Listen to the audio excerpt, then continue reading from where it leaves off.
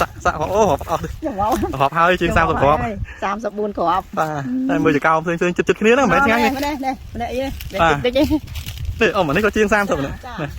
อ๋อนี่จบนี้เลยปีจะเก่าเจ้าสายเซิร์ฟอ่ะปีจะเก่าเขาจะจังคืนแต่ไม่มีเมา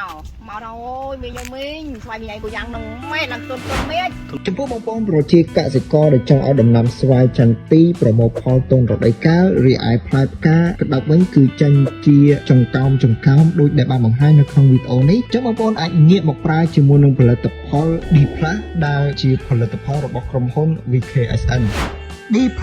គឺជាជីដែលប្រើទៅលើដំណាំស្វាយចន្ទទីដែលពន្លឿនការលូតលាស់យ៉ាងមានប្រសិទ្ធភាពបំផុត D+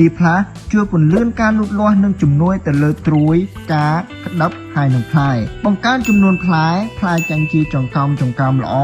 និងការប្រមូលផលទាន់រដូវកាលនៅក្នុងភូមិកន្លែងក្រេតស្រុកព្រែកប្រសព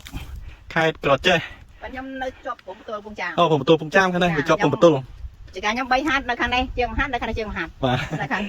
ណែពងចាមជាងហាត់អ៊ំហប់អ៊ំសក់អូហប់អស់ហប់ហើយជាង30គ្រាប់34គ្រាប់បាទតែមើលចកោផ្សេងចិត្តគ្នាហ្នឹងមិនមែនឆ្ងាយនេះនេះអីតិចនេះអ៊ំអានេះក៏ជាង30នេះអូនេះជាប់គ្នាទេ2ចកោចូល40អា2ចកោបើនេះ30ជាងទៅបាទយើងមើលមេឃខាងក្នុងអីហ្នឹងស៊ូមមើលមេឃខាងក្នុងហើយនឹងមើលចុងមេឃល្អណាស់ដើមផ្សេងទៀតនៅខាងណាយើងចាំងថ្ងៃបន្តិចតែមិនអីទេយើងមួយខ្ញុំវាចាំជុំនៅផ្ទះហើយវាចង់ឃើញតែមិនវាមកដល់អូយមីញយមីងស្វ័យមីអីគូយ៉ាងនឹងមេឡើងទុនមេឃនេះមកចកោមជាង10គ្រាប់20គ្រាប់ចង់ផ្លែខ្លាំងជាកូនខ្ញុំទៀតបាទអ៊ំមើលគ្រប់មេឃទាំងអស់ខ្ញុំថាខ្លាំងជាកូនខ្ញុំនៅត្បូងអីបាទបើគាត់